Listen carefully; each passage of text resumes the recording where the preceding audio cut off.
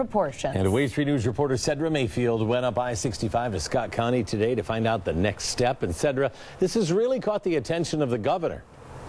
Yeah, it's an outbreak. Indiana Governor Mike Pence wants the Hoosier state to get under control and as soon as possible. Today, he sanctioned a short-term needle exchange program aimed at doing just that.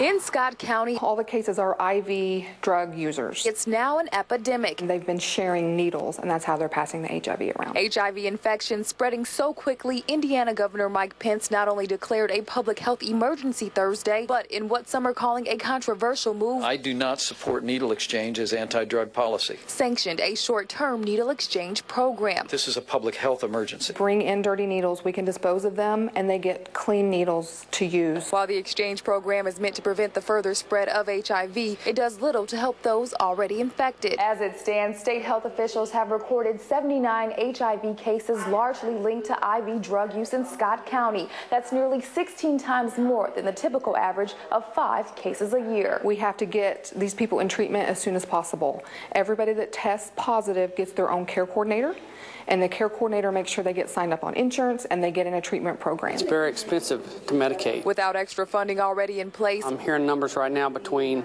$1,200 and $2,500 per month per person. Brainstorming solutions. That's going to be an expensive endeavor for the county that's already on a tight budget. For now is about all many local agencies can do. It'll take funding and people and time and energy to get that kind of thing put together, but I think it will happen. In the meantime, the local outbreak is being studied at the federal level. The Centers for Disease Control, epidemiologists that can help with data, in on the fight. As the CDC tries to track down where the outbreak began, those invested locally, a lot of people here are in denial, say they'll remain focused. Start educating and medicating these folks on bringing about its end.